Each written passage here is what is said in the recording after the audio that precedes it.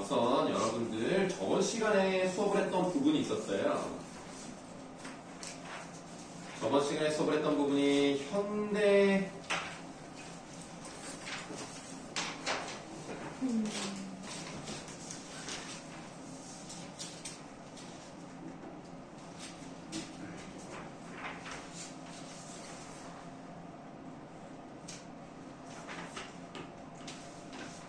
도봉 부분.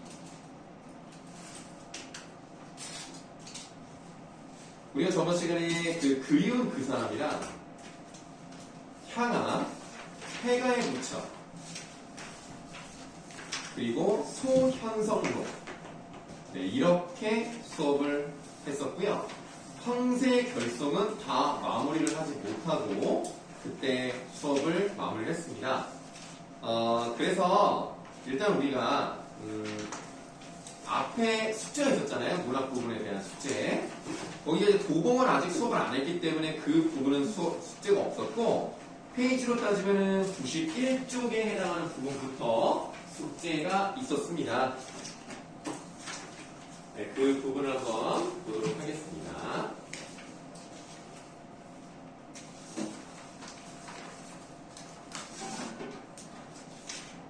자, 문학 문제가 그렇게 많지도 않았고, 그리고 어려웠다고 생각하지 않습니다. 그래서 여러분들이 여기 있는 문제는 다 맞췄을 거라고 생각을 하고요.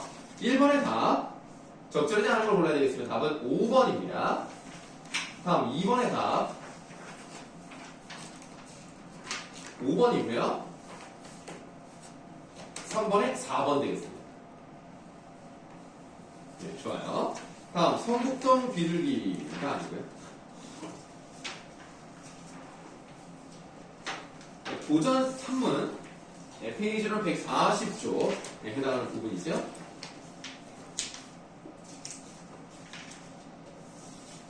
자, 1번에 답 4번, 2번에 3번, 3번에 5번 되겠습니다. 자, 문제는 뭐 어렵지 않았다고 생각을 하고요. 우리가 저번 시간에 황새 결성을 하다가 말았으니까 황새 결송 마무리 짓고 앞으로 다시 가서 도봉을 못했었기 때문에 도봉을 가도록 하겠습니다. 저번 시간에 우리가 다시 할게요. 황새 결송을 보면서 이 재판이라는 것이 법이라는 것이 올바르게 만들어지지 않은 경우도 있지만 올바르게 만들어졌다 하더라도 제대로 적용하지 못하거나 아니면 지금 여기 나와 있는 것처럼 뇌물을 받아가지고 한쪽 편을 들어준다든가 이런 부도한 부분들이 많았습니다.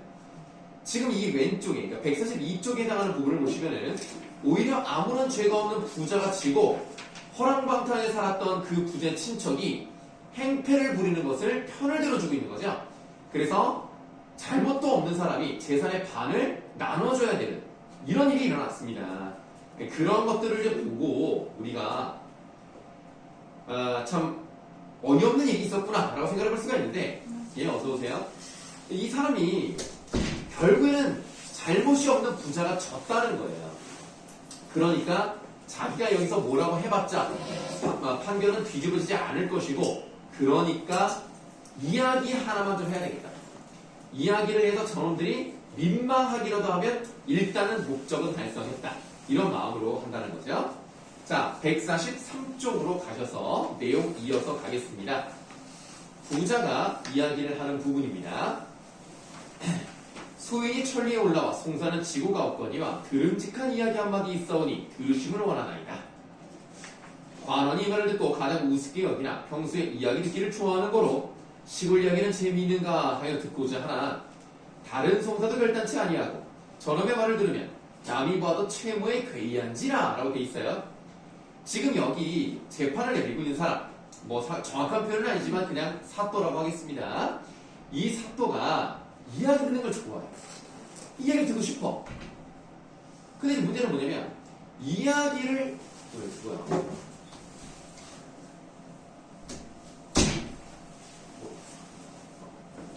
아버지. 오셨어요? 네. 근데 이거 카드만 주세요. 예. 깜짝이야. 자, 그래서 뭐였지? 그래서 이야기를 좀 듣고 싶어 하는데 아무래도 재판이 이거 하나만 있는 것이 아니라 다른 재판도 있으니까 지금 그거를 하지 않고 이야기를 듣는다? 그러면 채무에 괴이하다. 일단 여러분 괴이하다는 게 뭐예요? 그러니까 우리가 알고 있잖아. 괴이하다는 뭐야? 이상한 거야. 그럼 채무는 뭘까요? 체면입니다. 그래서 이 채무의 괴이한 죄를 이제 같이 말씀을 드리면 체면이 깎인다 이거예요. 남들이 봤을 때 저 사람 왜 저래? 라고 생각을 해보면 내 체면이 깎이니까 아 이거 얘기는 듣고 싶은데 이거 안 되겠네? 그러니까 약간 연기를 해야 되겠다라고 생각을 해서 거짓 꾸짖는 분부로 일러 가로되 막 이제 혼내는 척을 하죠. 네 본디 화양에 있어. 그럼 화양은 뭘까요? 하는 아래 한자고요. 향은 시골 향자입니다. 그래서 지방을 의미해요. 지방. 네 본디 지방에 있어. 사체 경중을 모르고 자꾸 어려운 단어들이 막 나오는데 일사자의 몸체자 가벼울 겸 무거울 줄. 즉 세상이 돌아가는 일에 대해서 어떤 것이 가볍고 어떤 것이 무거운지 그거를 모르고 그러니까 지금 여기서 그런 이야기 할 때가 아니다. 너는 지금 빨리 물러나야 되는데 관전에서 이야기한단 말이 말이 되지 못한 말이로되 네 원이라 풀어줄 것이니 무슨 말인고 아니어라. 그러니까 나는 안 듣고 싶은데 네가 억울해서 그렇게 얘기를 하고 싶다면 한번 들어는 드릴게. 이렇게 연기를 하죠. 하니 그 부자 그제야 잔기침을 하며 말을 해요 가로되. 자, 우리가 저번 시간에 이거를 이제 배운 걸 기억하신다면 이 글은 어떤 구성을 가지고 있다고 그랬죠? 액자식 구성입니다. 그럼 지금 여기서 이제 앞에 그 다음 줄을 가봤더니 뭐 꾀꼬리, 뻐꾸기 이렇게 나온단 말이야. 그럼 이제 여기서부터 이제 어떤 일이 일어나는 것이냐? 외화에서 내화로 접어드는 부분이구나. 내부 이야기가 시작되겠구나. 라는 것을 짐작을 해볼 수가 있겠어요. 자, 그래서 일적의 꾀꼬리와 뻐꾸기와 따오기 세 짐승이 서로 모여 앉아 우는 소리 좋음을 다투되 그러니까 내가 더 예쁘게 울어 이렇게 얘기를 하는 건데 여러분 일반적으로 세 마리 중에서 누가 제일 노래를 잘할 것 같아요? 꾀꼬리. 꾀꼬리 제일 잘할 것 같죠? 자, 계속 싸우는 거야. 내가 더 잘한다 내가 더 잘한다 싸우고 있어. 여러 날이 되도록 결단치 못하였다. 하루는 꾀꼬리 이르되. 일단 꾀꼬리에다가 동그라미를 하실 건데요. 지금 이 내화는요 실제 있었던 일을 바탕으로 저놈들을 풍자하기 위해 만든 이야기입니다. 그럼 내화에 들어있는 어떤 인물들이 사실은 외화에 나오는 인물들과 같다고 보실 수가 있는 건데요. 내용을 좀 볼게요. 꾀꼬리가 이르되 우리 서로 싸우지 말고 송사하여 보자. 그러면 먼저 재판을 거는 사람 아닙니까? 그러면 꾀꼬리는 누구를 의미할 수 있을 것 같아요? 부자예요. 근데 이렇게 써볼게요. 순진한 부자입니다. 이 부자가 순진해가지고 이 나쁜 놈이 뇌물 넣고 있을 때 당연히 자기가 이길 거라고 생각했단 말이야. 꾀꼬리가 한번 해보자 하니까 그중 한 짐승이 이르되 내 들으니 황새가 날짐승 중 키 크고 불이 길고 몸집이 어방저 통량이 있으며 저번 시간에 말씀드렸죠. 황새가 정말 크거든요. 그래서 몸집이 어방저 무슨 말일 것 같아요? 몸집이 대충 보겠어. 몸집이 크다. 정확히는 넓고 크다라는 뜻이에요. 넓고 크다. 그럼 통량이 있다는 건 뭘까요? 이런 단어를 몰라도 상관은 없어요. 이거 몰라도 문맥적으로 맞추면 됩니다. 그래서 통량이 있으며 범사를 곱게 한다.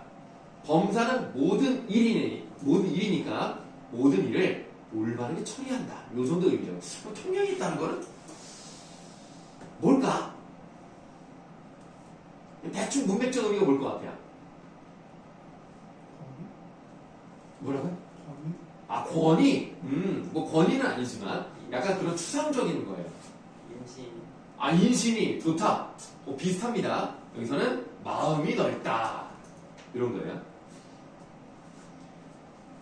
그래서 범사를 곧게 한다 하기로 이르기를 황장군이라 하오니 우리 그 황장군을 찾아 소리를 결단하며 어떠하뇨? 새 짐승이 옳게 여겨서 그리로 완정하네. 아, 또 좀 어려운 단어가 나온 것 같은데 그나마 완정 같은 경우는 한자가 좀 익숙하네. 완이 뭐예요, 그러니까? 아, 좋아요. 뭐 여기서 이제 완전히 정도로 해석을 하고 정은? 결정. 예, 맞아요. 그래서 세 짐승이 옳게 여겨서 그렇게 하기로 완전히 결정했어요. 이런 뜻입니다. 네, 그렇게 하기로 결정하며 그중 따옥이란 짐승이 소리는 비록 참혹하나 소견은 밝은지라. 즉 가지고 있는 것은 아무것도 없으면서 소견, 세상 물정은 밝은 거야. 그러니까 따옥이는 누구를 의미합니까?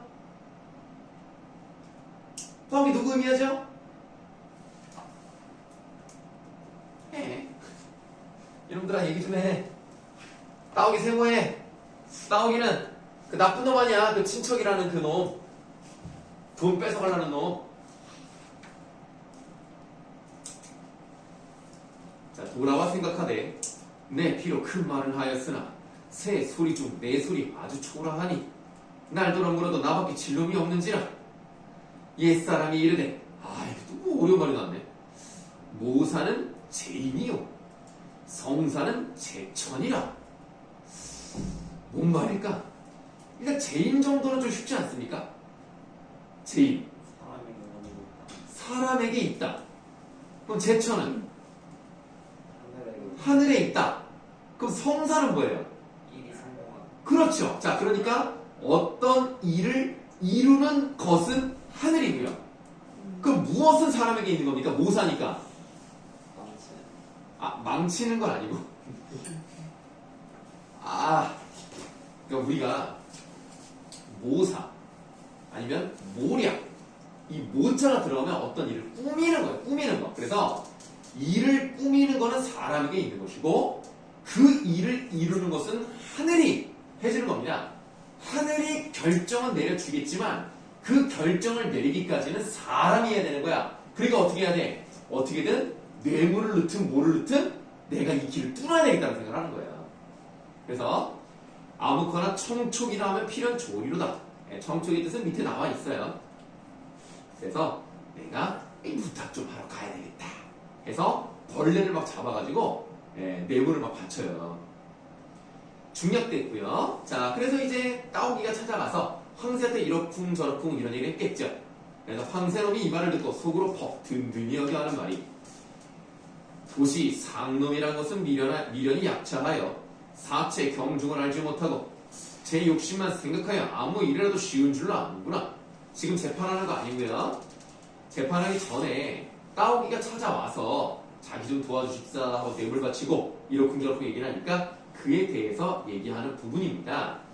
그럼 여기서 상놈이라는 것은 누구를 말할까요? 그러니까 꾀꼬리일까요? 따옥일까요? 따옥입니다. 그래서 상놈에 세모하세요. 자, 그러니까 이 상놈이라는 것은 어떠냐면 미련이 약차하여. 이게 참 말이 어려운데요. 모르면 그냥 넘어가시면 돼요. 미련이 약차하다. 그냥 뭐만 알면 돼. 미련하다. 미련해서 사체 경중을 알지 못하고 제 욕심만 생각해 아무 일이라도 쉬운 줄로 아는구나. 대저. 대저에서 이제 꺽쇠를 넣어볼게요. 여기 말이 정말 어렵습니다. 대저. 송사에는 애증을 두면 칭원도 있고 비례 호성하면 정체에 손상하니 어찌 그런 도리를 알리오? 닫아보세요. 말이 어려운데. 자, 송사는 재판을 하는 거잖아요. 뭐 여기까지는 뭐 어렵지 않다고 봐요. 송사에는 애증을 뒀다. 자, 애자가 무슨 애자입니까? 사랑 애자예요. 그럼 증은요? 증오하는 거죠. 그러니까 이 송사에는 사랑하는 마음, 이게 직접적으로 그냥 말씀드리는 거예요. 사랑하는 마음, 증오하는 마음을 두면 그러니까 어느 한쪽을 편들어 주거나 어느 한쪽을 미워하게 되면 칭원도 있고 요건 뜻이 밑에 있네. 원통함을 들어서 말한다. 그러니까 지금 이 부분은 뭐냐면 자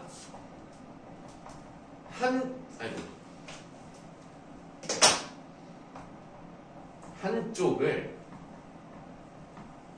편들거나 미워하면 원망이 생기고 요 정도 의미예요 지금. 그 다음 비례 호송하면 정체에 손상 안 하니. 이거 말이 어렵네. 한자도 안 나와 있네. 그러면 모르면 넘어가도 돼요. 다만 비례는 예의에 어긋나는 거고요. 호송은 판결을 내리는 겁니다. 그래서 예전에 어긋나게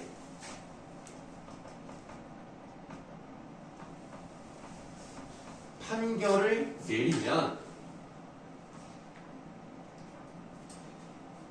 그 다음에 정체에 손상하라니. 올바른 모습, 그러니까 참된 모습이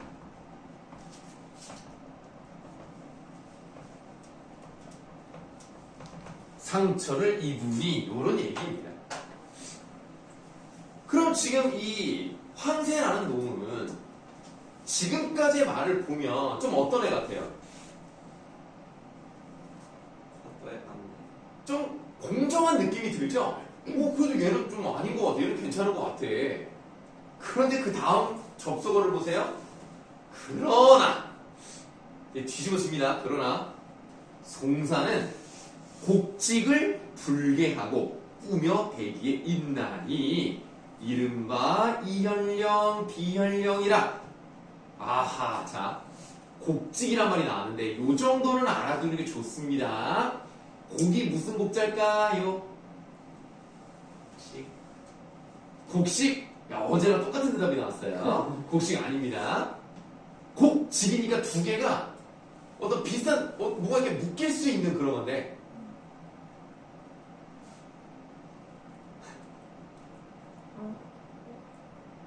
곡직이야. 지금 내가 좀 힌트를 주잖아. 국어 있고 국어 있고, 고든 것. 그럼 여기서 뭐겠어요, 그럼?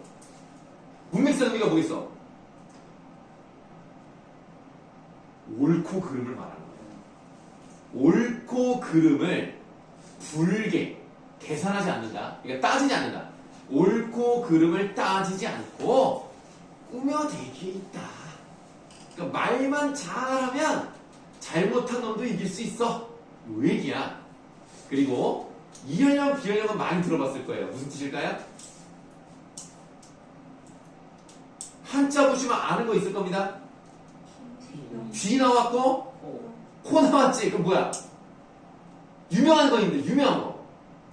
그러니까 이렇게 하면 이게 되는 거고, 이렇게 하면 이게 되는 거야. 아, 귀에 걸면. 귀에 걸면 귀걸이, 코에 걸면 코걸이. 이게 이현령, 비현령이에요. 요 정도는 알아두면 도움이 될 겁니다.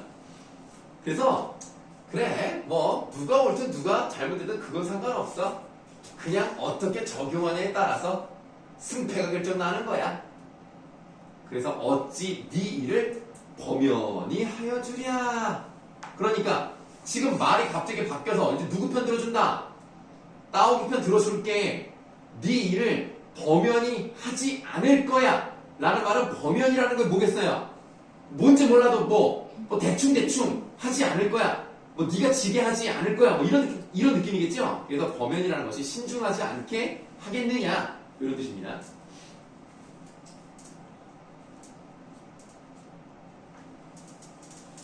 전에도 네가 내 덕을 많이 입었거니와 이 일도 내 아무쪼록 힘을 써보려니와. 내가 좀 힘을 써볼게. 근데 만일 내가 너의 소리를 이기어 주어, 내가 널 이기해줘서 만약에 소문이 날 수 있잖아. 필연 청받고 그릇 공사한다. 부탁을 받고 잘못된 일을 한다고 하면 아주 입장이 난처하게 되려니 요게 좀 걱정스럽다. 그러니까 이런 소문 나지 않게 조심하고 내가 네 편 들어줄게. 요런 정도의 의미라고 보시면 돼요.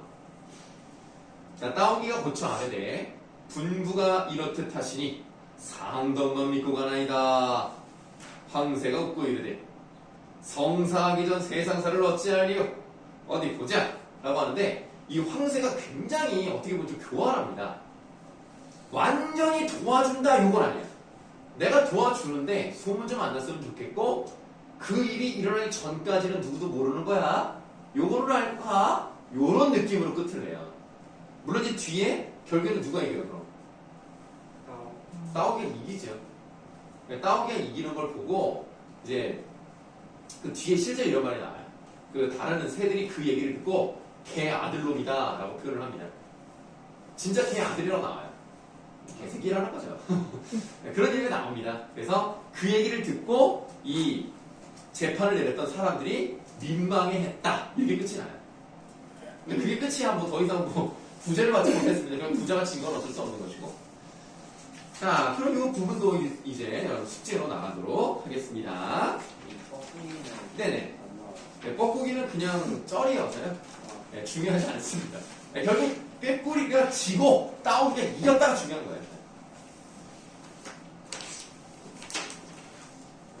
자, 이렇게 이제 고전산문 2개를 마무리를 했고요. 우리 저번 시간에 하지 못했던 도봉을 보도록 할 테니까 맨 앞으로 가도록 하겠습니다.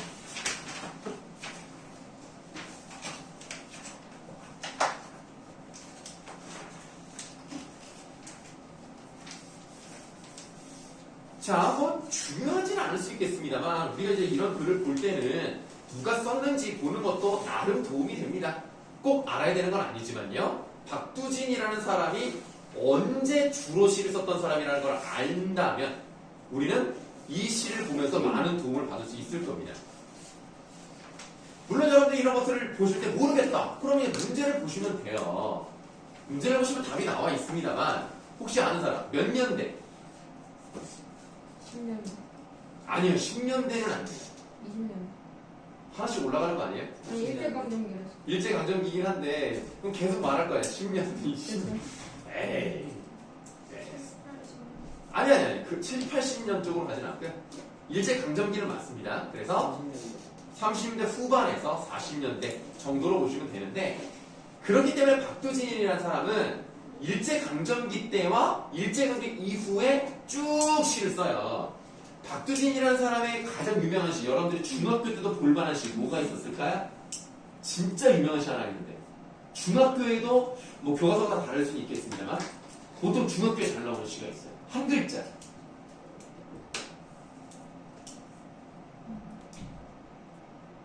알겠습니다.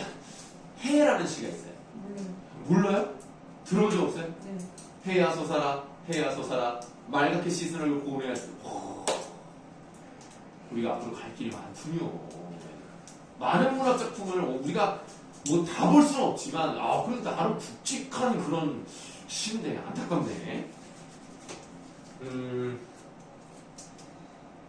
이 박두진이라는 사람이 그러면 이렇게 보자. 자, 박두진이라는 사람이 있고요. 박목을 들어봤어요? 박목을? 네. 이 사람 유명한 시 뭐가 있지?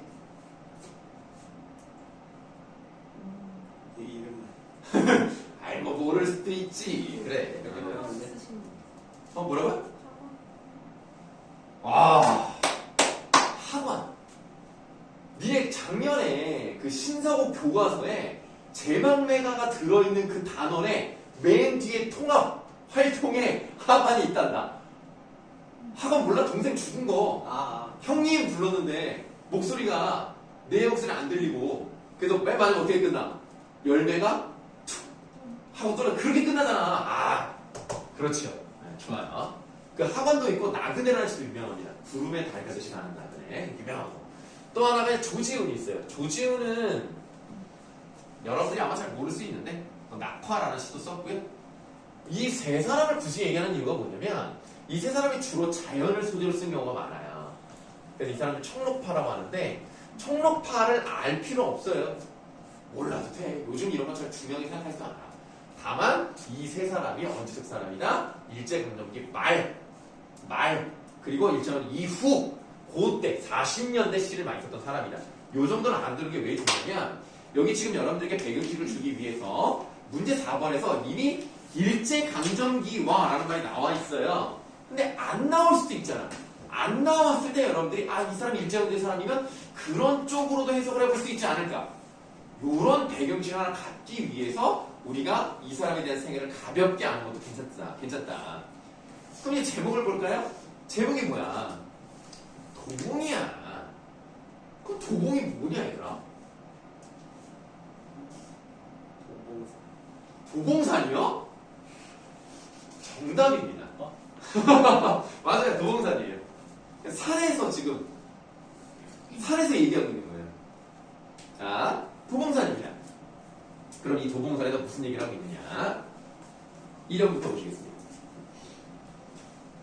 산새도 날아와 우짖지언. 어? 아, 느낌 좀 오는데? 약간 그치? 좀 와. 다음. 구름도 떠가곤 오지 않는다. 오, 이거 봐, 이거 봐. 1연과 2연을 오른쪽으로 묶어봐. 딱 어떤 느낌이야? 어떤 느낌, 분위기 딱 나와? 쓸쓸해. 좋았어. 절대적 고독이라고 써보자. 자, 절대적 고독과 그 다음에 새소리도 안 들려. 구름도 없어. 정막. 그런데 1연과 2연은 유사한 문장 구조가 반복되고 있죠? 형사 구조의 반복이라고 쓰겠습니다. 오호. 그 다음에 우리 이제 문법을 배웠으니까 거기 보시면 우짖지 않고 오지 않는다. 짧은이래. 긴 안부정문을 썼어요. 그쵸? 긴 안부정문을 썼는데 이 안부정문, 긴 안부정문은 뭐뭐 하지 다음에 않다 형태가 나오잖아요. 그 오른쪽에 그 띄어쓰기하고 그 않다 그 부분을 뭐라 그래요? 무슨 용언이라고 그래요? 보조용언이죠? 예, 부정의 보조용언인데 그 보조용언의 선어바람이 봤더니 뭐가 나와 있습니까? 아니 선어바람이요. 오지 않는다의 선어바람이가 뭐가 나왔어요? 니은 아든 능이 나왔잖아요. 야, 우리 문법 한 지 얼마 안 됐는데 조금 현재 많이 이렇게 스르륵 네, 능이 나왔기 때문에 현재라는 거예요. 현재형. 그러니까 얘들아 우리가 문법을 일단 배웠잖아. 뭐 좋든 싫든 6개월 한 거 아닙니까? 그러면 그 배운 시간이 아깝지 않기 위해서라도 항상 머릿속에 계속 생각을 좀 하세요. 이거 잊어버리면 너무 아깝지 않니? 어차피 여러분들 수능은 볼 것이고 문법은 할 것이고 문법 하겠죠? 안 하겠죠? 네, 그러니까 할 것이고 그러니까 좀 이런 게 나오면 한번 생각을 하세요. 아, 그러면 우리가 시를 해석할 때 진짜 별거 아닌 것 같은 이 문법적 요소를 통해서 형식이라던가 내용을 맞출 수가 있어요. 현재형이에요. 물론 현재형 종결은 아닙니다. 선함을 하면 종결함이가 아니니까. 자, 현재형인데요. 인적 끈인 곳. 끊긴이라고 쓰진 않았네. 끈이었다고 표현해. 이렇게 표현하긴 하네. 인적 끈인 곳. 홀로 앉은 가을산의 어스름. 가을산의 어스름을 통해서 우리는 어떤 걸 할 수 있습니까? 어떤 정보를 얻어낼 수 있죠? 계절력 배경 나왔죠. 또 뭐? 아, 위치라고 표현하지 말고. 그러니까 계절적 배경을 했으니까 위치라고 하지 말고 공간적 배경 나왔죠. 또 하나 더. 아니, 계절 나왔고 공간 나왔으니까 뭐만 나오면 돼? 시간적 배경이 뭐를 통해서 나왔어? 어스름. 해가 지고 있는 거야 지금.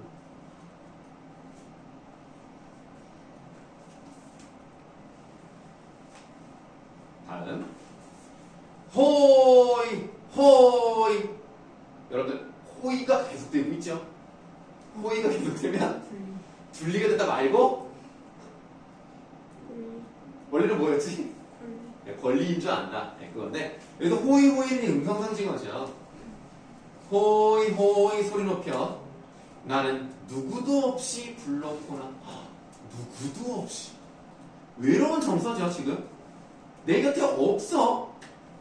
그렇게 불러도 내 말에 대해서 대답해줄 사람은 없어. 그러니까 그 울림은 헛되이죠. 헛되이라는 부사 어두 나왔어. 약간 좀 허탈함? 이런 느낌이 나오죠? 빈 골을 되돌아볼 뿐이라는 품사 뭐죠? 품사? 의존명사 나왔죠? 이렇게 나왔으니까 다른 건 없어. 이것밖에 없어.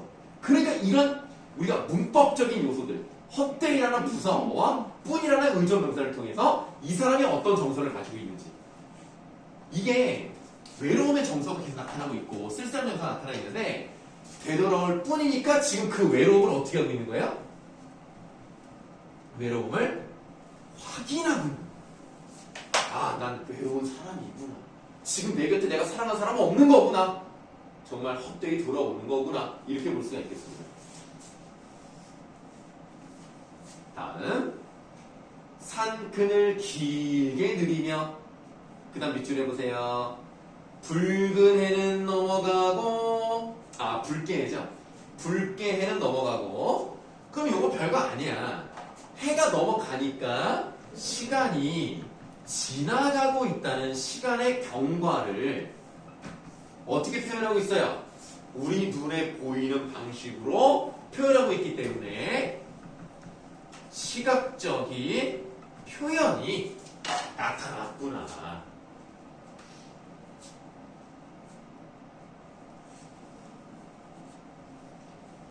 자, 붉게 해는 넘어가고 황혼과 함께 이어 별과 밤은 오리니 라고 되어 있습니다. 이 시를 여기까지 읽어봤는데 지금 이게 몇 년? 1, 2, 3, 4, 5, 6년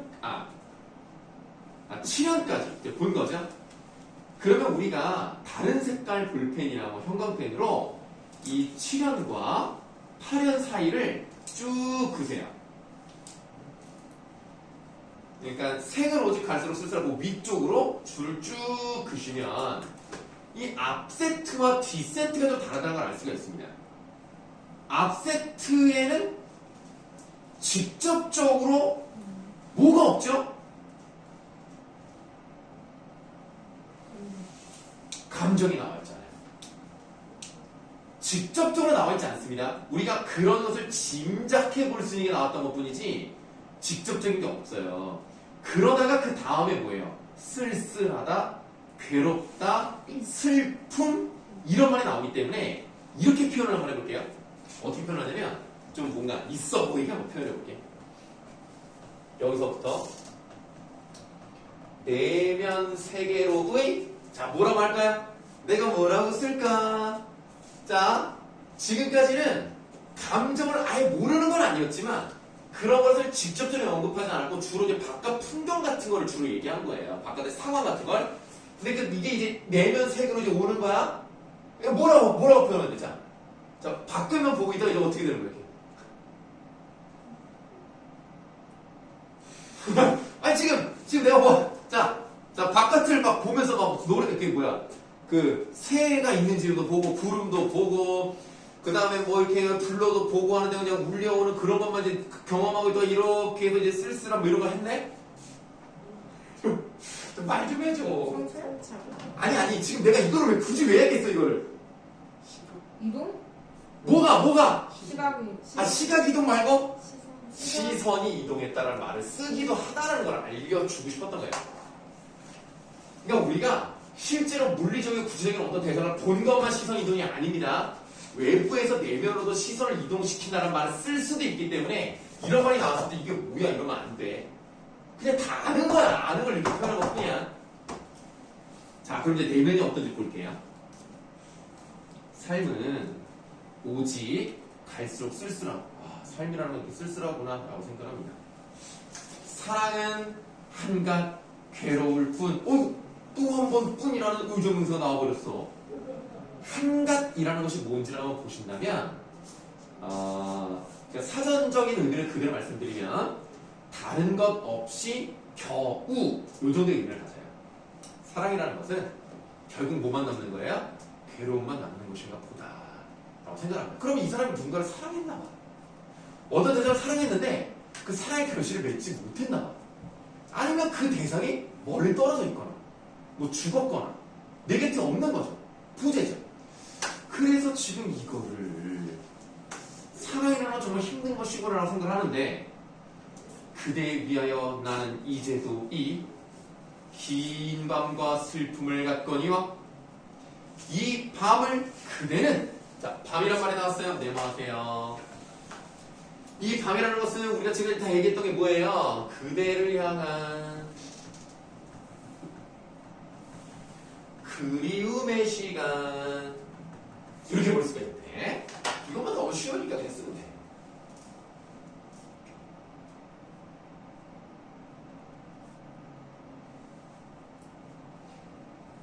이 밤을 그대는 나도 모르는 어느 마을에서 쉬는요. 여기가 이 시의 가장 중요한 부분. 나는 단언컨대, 단언컨대 하자 앞에 울림소리. 그래서 아만 떨어져라. 단언컨대 여기가 제일 중요하다. 자, 요거는 물어봐야 돼. 하경아, 응. 여기서 쉬는요라는 것은 잠깐 문법 정의를 말씀드리면 어느라는 의문사가 들어갔으니까 설명 의문문이네. 그 설명 의문이니까 밑에 노음이 밑으로 들어갔어. 쉬는요. 근데 그건 중요하지 않대. 그러면 쉰다는 의미가 어떤 의미를 함축하고 있을까요? 죽어요. 누가 죽어? 누가 죽었어? 그대로. 아, 그대가 죽어서? 응. 죽은 거를 이렇게 쉰다고 표현한 거야? 응. 아, 너무 마음이 아픈데. 아니야, 주호야. 좀 뭔가 희망적인 얘기 좀 해줄래? 아, 희망적이에요? 아니, 희망적인 얘기를 한번 듣고 싶어서. 너무 슬프니까. 그 감정을 좀 상쇄시켜야 될 것 같아. 자, 긍정적인 얘기를 한번 해줘. 잠깐 진짜 쉬는 거죠. 누가요? 그대가 그대가 이제 쉬는 거야? 안 돌다가 오다가! 잠깐 이제 휴식을 취하고 다시 오는 거죠. 지금 내가 원하는 대답이 90%가 나왔어요. 오, 괜찮은데요? 약간 문학적 감수성이 좀 있는 사람입니까? 어떻게 내가 1학기 때를 보지를 못해가지고 어떻게 문학은 문법보다 어떻게 뭐 잘했습니까? 아, 왜 눈물이 나죠? 아유, 저희가 물어보는 것은 학생의 건강을 위해서 안 하는 게 좋겠습니다. 자, 지금 내가 원하는 대답이 좀 90% 나왔는데, 그러니까 어딘가에 있는 건데 그게 나한테 오는 거네. 그러니까 지금 뭐냐면 일단은 어디서 쉬고 있느냐, 빨리 좀 와달라, 빨리 돌아와 달라.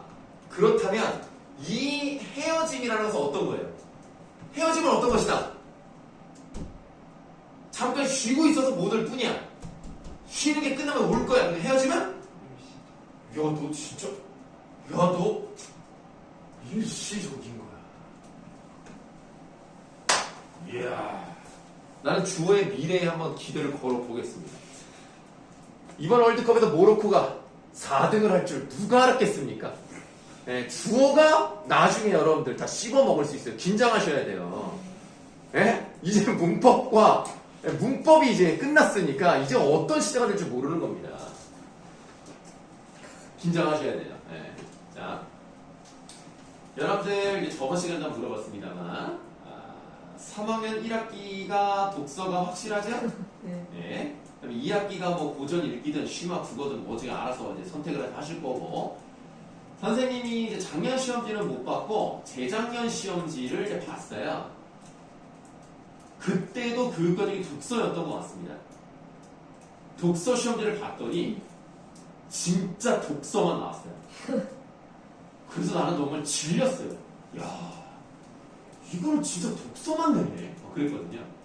보니까 수능 특강에서 나온 게 있고 완전 그냥 어디서 보도 듣도 못한 그런 문제도 내고 그랬더라고요. 그래서 여러분들이 일단은 독서 같은 경우는 한마디로 뭐가 나올지 모른다 라고 생각하시면 돼요. 그러면 우리가 독서를 외워서 하는 게 아니잖아요. 그래서 우리가 일단 기본적으로 이제 수능 특강을 하되 외부 지문도 좀 연습도 좀 하시고 그럴 건데, 우리가 아직 뭐 수능 특강이 나오려면 좀 시간이 남아있어요. 어쨌든 수능 특강이 나오기 전이든 수능 특강이 나온 이후든 문학이랑 독서는 같이 갈 겁니다. 그래서 같이 갈 거고, 문법은 뭐 따로 수업을 하진 않을 거예요. 문법은 그냥 만약에 필요하면 그때 뭐 문제를 풀어본다던가 이런 식으로 할 거고요. 어차피 학교에서 문법을 내지 않는다? 그럼 굳이 뭐 따로 수업할 필요는 없다고 생각하지만, 문학 같은 경우는 좀 필요하다고 생각을 합니다. 어차피 여러분들은 수능 특강 뭐 말은 연계지만 연계가 잘 되지 않거든요. 그래도 여러분들이 좀 필요하다고 생각을 해서 같이 투트랙으로 간다고 생각하시면 되겠고, 그리고 이제 시험에 임박해서는 더 독서를 좀 더 많이 푸는 방식으로 가야 되겠죠. 좀 어려운 것들도 좀 풀고 좀 그래야 될 것 같습니다.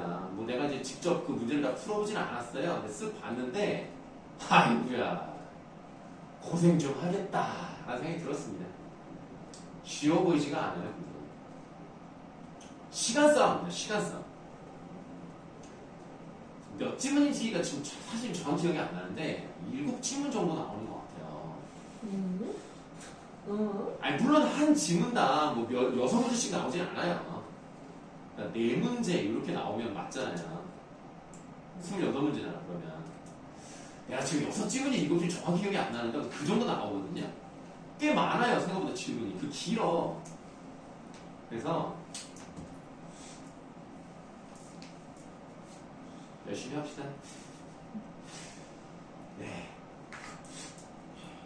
올해는 어떻게 될지 모르죠. 그러니까 왜냐면 이게 선생님이 같지가 않으니까 어떻게 될지 몰라요. 어쩌면 여러분들 진짜 문학이랑 독서랑 같이 할 수도 있어요. 그거는 학교에서 하고 싶은 대로 하는 거니까 모르겠지만 2020년은 그래 다더라. 아 2021년이죠. 네. 그래 다더라. 아이고. 자 어쨌든 이렇게 도움을 한번 봤습니다. 그럼 이제 요걸 이제 봤기 때문에 여러분들 또 이제 요 부분도 숙제가 되겠죠. 네, 저번에 그리운 그 사람만 했기 때문에 1번부터 4번까지 숙제가 되겠습니다. 그럼 거기 이제 두 지문이 숙제로 나가는 것이다 라고 보시면 되겠습니다. 자, 우리 고전 3문까지 했으니까 이 현대 소설을 한번 가볼 건데요. 고전은 사실 해석하기조차 어렵잖아요. 근데 현대 소설은 그렇지 않습니다.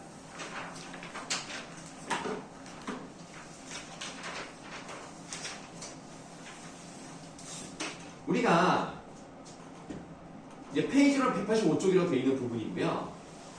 제목이 이제 186쪽에 있는데 제목을 봤더니 도요새에 관한 명상이라고 되어 있습니다. 이 글을 쓴 사람이 김원일이라는 사람인데요. 이 사람의 초기작이라고 보시면 되겠어요. 그래서 이 사람이 처음에 소설을 쓸 때 욕심이 많았다고 해요. 그래서 내가 이거 다 뭉뚱그려가지고 하나의 소설로 딱 내야지 라고 해서 욕심을 부려서 사실 자기가 이게 완성이 됐는지 모르겠다라고 얘기할 정도로 진짜 많은 얘기를 다룹니다. 그래서 정치적인 문제가 나타나요. 정치적인 문제에 대해 시위하는 내용 그런 거 나오고 남북분단의 문제를 다룹니다. 새가 죽어가는 등 환경오염의 문제를 다뤄요. 그래서 그냥 우리나라의 문제라고 할 수 있는 정치적, 사회적, 환경적, 뭐 산업적, 그 다음에 분단의 문제를 다 때려박는 그런 글이라고 보시면 되겠습니다. 그래서 이 부분에 대해서는 선생님이 이 정도만 일단 말씀을 드리고 쉬는 시간을 가진 다음에 이거는 여러분들이 먼저 문제를 풀어볼 거예요. 먼저 문제를 풀어보시고 그 다음에 선생님 설명을 통해서 답을 맞추는 시간을 가져보도록 하겠습니다. 자, 쉬세요.